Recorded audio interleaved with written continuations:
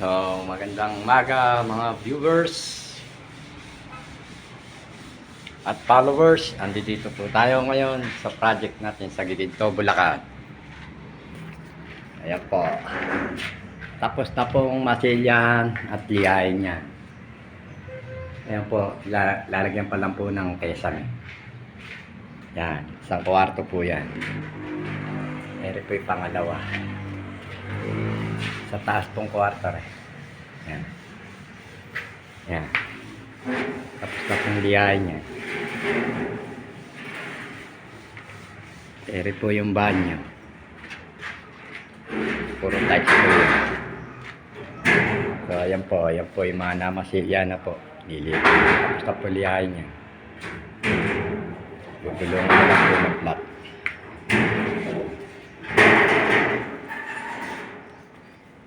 Iyan sa baba. Inos na rin po. Ayan. Ayan.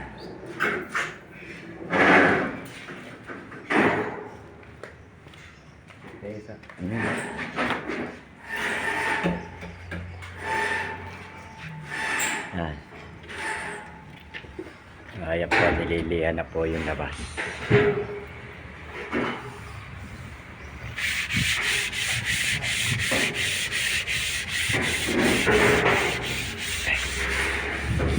May tintado sa labas eh. Ay magpautos. Iyan na po namin ilabas. Apo, nakakabitan na po ng aking tungtungan. Mamasila po po yung harap na yan. Yung kabila na yan, tide. Ayan, sa baba ang taas.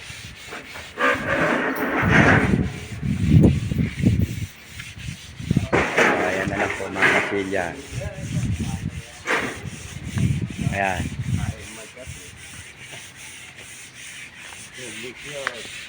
Ayan, nililihan na. Ito na lang po masilyahin. Tagliran.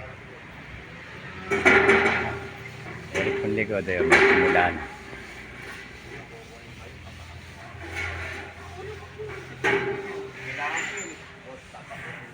Ayan mga guys.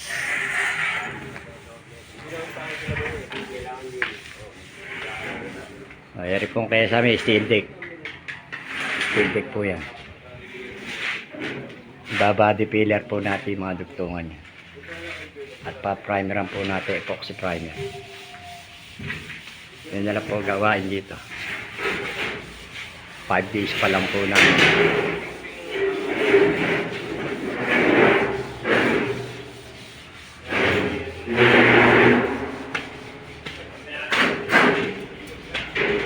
So, ayan guys.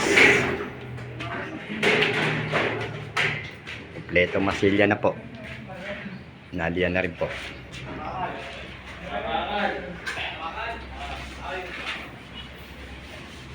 So hanggang dito lang po ang aking video mga guys.